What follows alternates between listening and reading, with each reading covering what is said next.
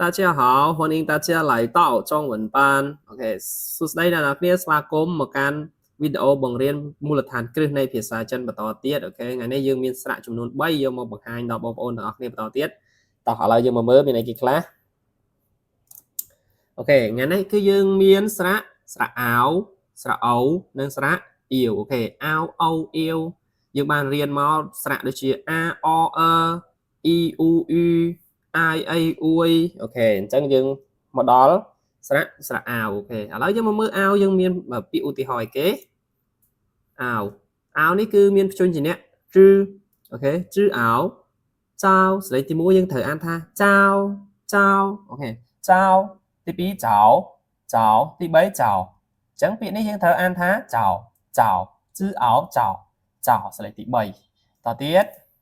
ស្រៈអូអូខេស្រៈអូយើងបូកជាមួយនឹងព្យញ្ជនៈsư ẩu sâu ស្លេកទី3ដូចគ្នាអញ្ចឹងយើងប្រកបពីស្លេកទី1មក sâu sâu អូខេអញ្ចឹងពាក្យនេះយើងអានថា sâu តទៅទៀតស្រៈអៀវព្យញ្ជនៈនេះគឺព្យញ្ជនៈជីអៀវជាវស្លេកទី3ដូចគ្នាអូខេជាវ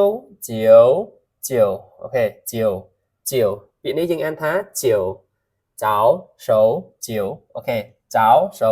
វពាក្យនេះគឺសិតតែស្លេងទី3ថ្ងៃនេះហើយអ្នកនរគ្នាយើងមកកលេចមើលបន្តិចមើលទៀតនៅពេលដែលយើងរៀនព្យញ្ជនៈហើយស្រៈហើយអញ្ចឹងនៅពេលដែលយើងឃើញអក្សរយើងបូកអានអញ្ចឹងមកហើយយើងមើលតែស្លេងទេបើស្លេងទី1ប្រកបទី1ទី2ប្រកបទី2ទី3ប្រកបទី3អញ្ចឹងមកអាហ្នឹងគឺភាសាចិនគឺងាយអញ្ចឹងអ្នកនរគ្នានៅពេលដែលយើងចេះព្យញ្ជនៈច្បាស់គឺយើងអាចអានសភៅយើងទិញសភៅសន្ទនាស្រាលមកនៅក្នុងទីផ្សារយើងខ្វះអីអ្នកនរគ្នាយើងយកមករៀនអានឲ្យបានច្រើននៅខ្លួនឯងទៅប្រយោគអានខុសអានត្រូវអីវាអត់សំខាន់ហ្មងនេះអ្នកគ្នាប៉ុន្តែសំខាន់នៅពេលដែលយើងចេះព្យញ្ជនៈទាំងអស់យើងអានលេងខុសហើយអ្នកគ្នាយើងធ្វើតែសលេងមកហើយព្យាយាមចាំពាក្យទៅដូចជាយើងយកពាក្យស្រាលមកសួស្ដីពីព្រឹកពីអីហ្នឹងយើងរៀនតែខ្លួនឯងបានអូខេអញ្ចឹងអ្វីដែលសំខាន់ខ្ញុំលើកទឹកចិត្តឲ្យបងប្អូនទាំងគ្នារៀនគឺរៀនព្យញ្ជនៈហ្នឹងរៀនព្យញ្ជនៈនិងស្រៈហ្នឹងឲ្យច្បាស់ឲ្យឆ្អិនមកអ្នកគ្នាអូខេឥឡូវយើងបន្តមេរៀនយើងតទៀតអូខេឥឡូវយើងមកមើលអក្សរចៅនេះយើងប្រែថាម៉េចអូខេពាក្យថាចៅយើងប្រែថាស្វែងរកអូខេឬក៏រកអីចឹងទៅចៅរកអូខេស្វែងរកបន្តមកទៀតពាក្យថាសៅបូកជាមួយនឹងsư ẩuសៅអូខេសៅយើងប្រែថាដៃអូខេដៃរបស់យើងណាបន្តមកទៀតពាក្យថាជាវកន្លែងនេះយើងប្រែថាយូអូខេជាវយូអូខេចៅស្វែងរកសៅដៃជាវយូអូខេអញ្ចឹងយើងមកមើលជឿហបរបស់យើងវិញអូខេអញ្ចឹងព្យញ្ជនៈនេះគឺព្យញ្ជនៈហបូកជាមួយនឹងស្រៈអិនហិនស្លេងទី1ហិនអូខេអញ្ចឹងពាក្យនេះគឺស្លេងទី3ហិនអីគេហិនជាវអូខេហិនជាវលអូខេហិនជាវលអូខេលនេះវាអត់ស្លេងទេយើងអានលក៏បានតែពាក្យមួយនេះអត់ខុសទេអ្នកនរគ្នាបើសិនជាអ្នកនរគ្នាតាមដានវីដេអូខ្ញុំជាប់ច្បាស់ជាដឹងហើយពាក្យនេះអានលក៏បានដែរអញ្ចឹងពាក្យនេះយើងអានថាហិនជាវលអូខេហិនជាវល我我អូខេ我ស្លេងទី3我ហើអាយហើយស្លេងទី1ហើយទី2ហើយអូខេហើយអូខេតមកទៀតជឺអាយចាយស្លេងទី1យើងអានថាចាយទី2ចាយទី3ចាយទី4ចាយអញ្ចឹងពាក្យនេះស្លេងទី4វាបដូរពីចាយទៅជាចៃអូខេ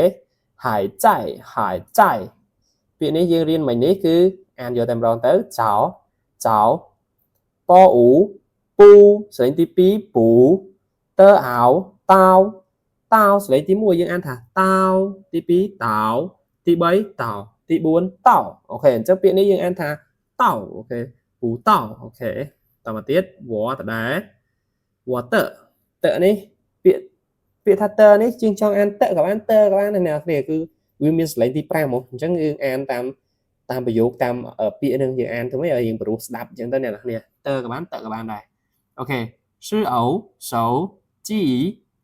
អូខេសៅជីអូខេម្ដងទៀតអ្នកគ្នាហើអិនហិនស្លេងទី3ហិនជីអ៊ីវជាវស្លេងទី3ជាវហិនជាវលអូខេហិនជាវលវ៉អ៊ូអវ៉ស្លេងទី3វ៉ហើអាយហើយស្លេងទី2ហើយ chứ ái tại sẽ tí 4 tại hải tại 我还在找 ok 我还在找不到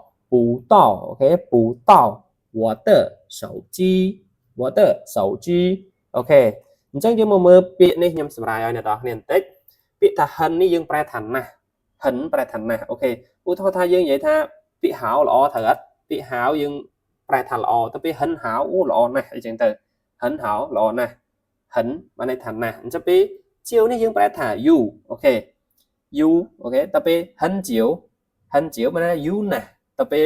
ពាក្យនេះយើងត្រូវអាន3ពាក្យនេះជាប់គ្នាយើងយកមកប្រែហិនជាវលបានន័យថា you ហើយអូខេ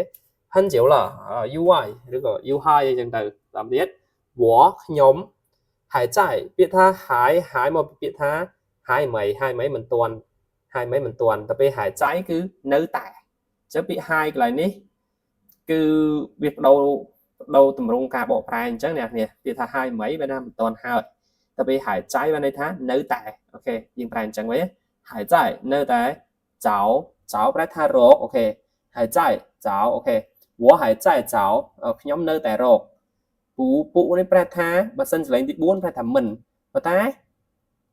កន្លែងនេះក៏យើងប្រែវាថាមិនដែរគ្រាន់ថាយើងអត់អានថាពុខ្ញុំបញ្ជាក់ម្ដងទៀតព្រោះវីដេអូមុនខ្ញុំបានបកស្រាយឲ្យកន្លែងហ្នឹងនៅពេលដែលវាមានសលេងទី4នៅពីក្រោយវាអក្សរពុនេះបដូរខ្លួនឯងនេះបដូររូបរាងសលេងនេះទៅជាពុវិញទៅជាសលេងទី2វិញអញ្ចឹងគេអត់អានវាថាពុទៀតទេគឺវា